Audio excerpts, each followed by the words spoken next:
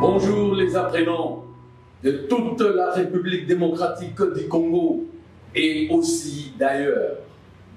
Nous vous souhaitons bonne et heureuse nouvelle année 2021. Nous sommes aux écoles chrétiennes La Source des Vies. École avec vision, école avec mission, école en pleine action. Devant vous, Messieurs Joseph Moukwita, professeur du cours des sciences de la vie et de la terre. Les amis, nous avions dit ça dès le premier jour, que ce cours est subdivisé en 3 branches, l'anatomie, la botanique et la zoologie. À ce jour, nous continuons avec les enseignements en rapport avec la botanique. Devant vous, nous avons une planche.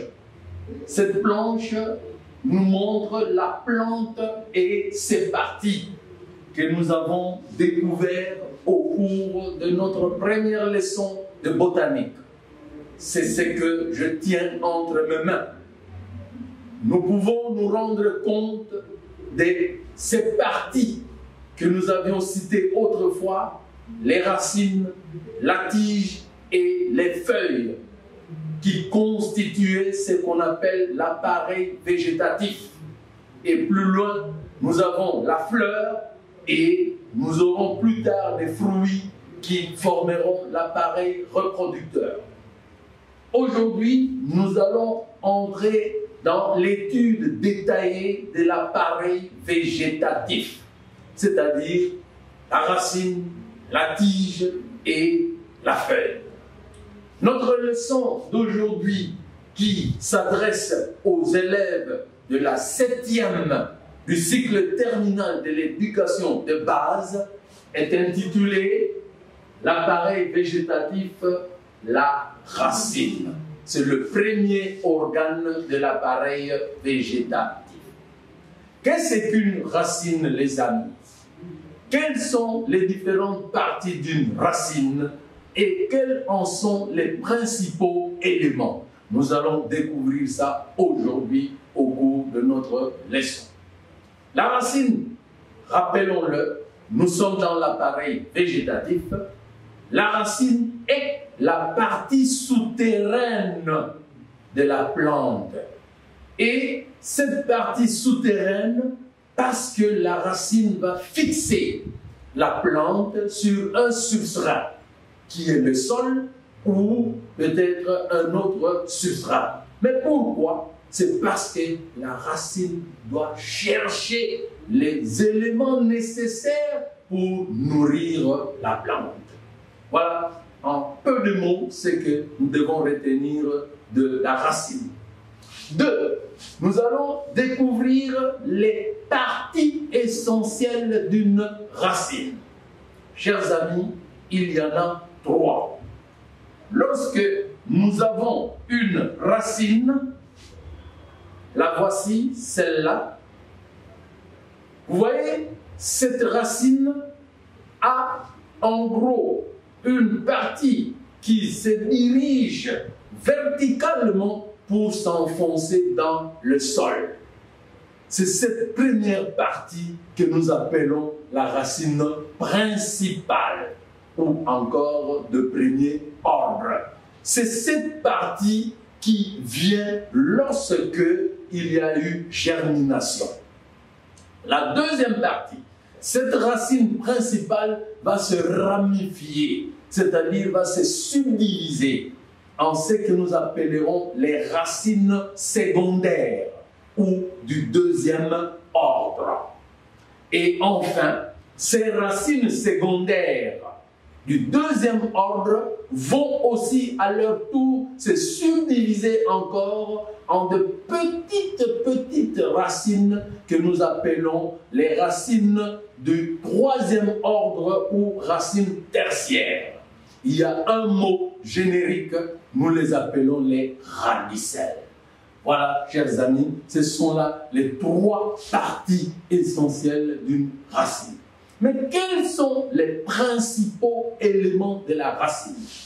Quand je parle des principaux éléments de la racine, parce que nous avons dit que la racine non seulement va fixer une plante, mais la racine va à la recherche de la nourriture pour la plante.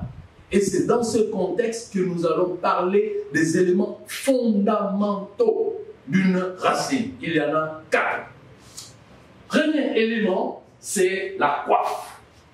Quand nous allons observer la racine, eh bien, que ce soit la racine principale, que ce soit les racines secondaires, que ce soit les racines tertiaires, à leur extrémité, nous avons quelques petites boules. Ce sont ces petites boules-là qui doivent protéger la racine quand celle-ci s'enfonce dans le sol pour que la racine ne connaisse pas de détérioration. Et c'est ces premiers éléments qu'on appelle la coiffe. C'est pourquoi nous noterons que la coiffe, c'est donc cet élément qui protège l'extrémité de la racine. Le deuxième élément, un peu au-delà de la coiffe, la racine va pouvoir chercher à se développer. Nous avons le deuxième élément, on appelle ça la zone méristématique. Ça vient du mot méristème, c'est-à-dire vous avez des cellules qui n'ont pas encore de fonction spécifique. Et puis, nous avons la zone d'allongement, parce que la racine doit se développer verticalement pour aller dans la profondeur de son substrat. C'est cette zone que nous appelons zone d'allongement. Et enfin, il y a la zone de maturation. La racine est maintenant capable d'aller puiser les substances nécessaires à la plante. Et c'est donc cette partie que nous appelons zone de maturation. Voilà les amis pour notre leçon de ce jour où nous avons donné la définition de la racine, nous avons cité les principales parties de la racine et nous avons aussi dit les principaux éléments d'une racine. Eh bien, pour que vous soyez à la hauteur de la compréhension, nous avons un exercice que nous devons vous demander de faire à la maison. Schématiser une racine en y indiquant les parties et les éléments fondamentaux. À ce titre, vous avez la maîtrise du sujet du jour.